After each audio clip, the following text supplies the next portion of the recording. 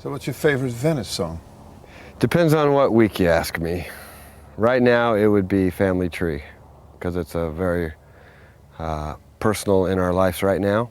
I had an uncle that recently passed away, and have had a lot of the older relatives in our family have been passing on, and it's just been good therapy for us to write that song and to finish that song, because it's about letting go of people in your family, but knowing that the family tree will always grow. And I have a baby due in May. I have a 3.5-year-old, and we're carrying the torch for the family and the family tradition.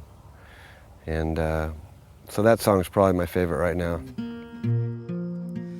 The family tree will always grow. The oxen and kept on car, pum pum pum. The first time I sang, I must have been a baby, so I wouldn't even remember. I mean, my family was on doing television and things like that since I was a little boy, so because my sisters, as you know, were famous back in the 50s and 60s on television and stuff, so we would always do things, I was a little boy. But I think the first time I really started singing again as I got older was when I sang with Michael. Michael and I had a band, like, when we were like, 12, something like that. And I think we knew 3 songs. We knew Born on the Bayou, a John Fogerty song. And we knew Me and Julio Down by the Schoolyard. And we knew, I think, half of Let It Be. That's about it.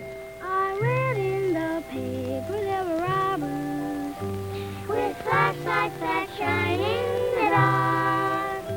My love needs a doggy to protect her. I grew up listening to the Lennon Sisters actually when I was real small. That my sisters are famous singers in the United States, and they were our first influences. But that was a lot because of harmonies. We would actually travel from place to place we had 11 in my family, and we'd travel.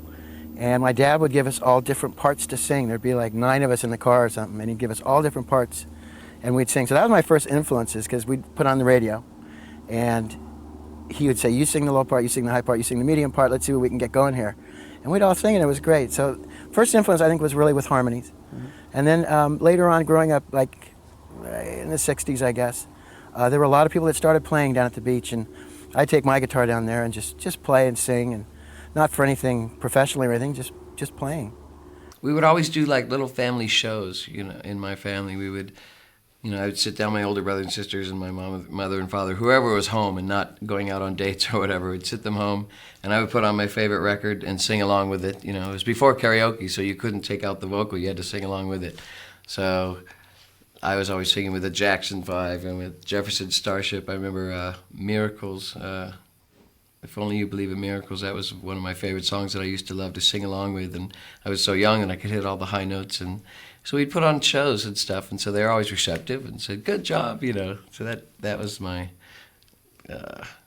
influence and my experience and my encouragement.